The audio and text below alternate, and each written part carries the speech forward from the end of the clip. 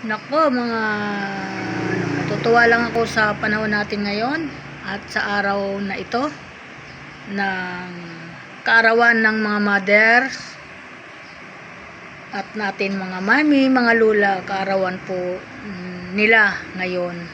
Kaya kanina lumakad ako, nakita ko yung aking kapitbahay na lagi sa aking pumapansin tuwing naglalakad ako.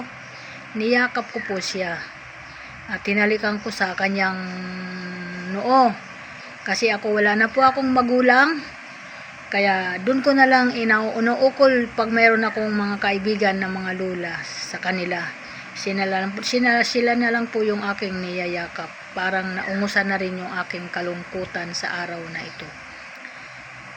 Ang iba na pa lang talaga ngayon ang panahon, kasi isipin mo, parang ang lungkot-lungkot natin ngayon sa Mother's Day.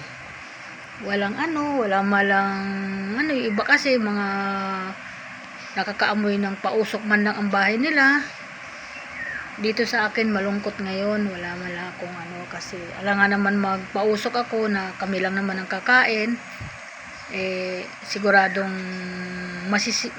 masasayang lang yung aking pagod. Okay lang yon kasi ang mga anak ko naghahanap buhay. Sana pag-ingatan sila ng kanilang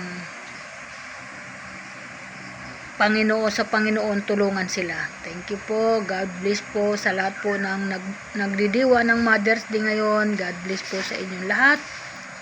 At kahit wala tayong dumating na anak, masaya pa rin tayo kasi malakas pa din tayo yung ating kalusugan. Kaya maraming salamat sa mga lahat nagdidiwa. Thank you po sa lahat. Okay po. Thank you. Bye-bye.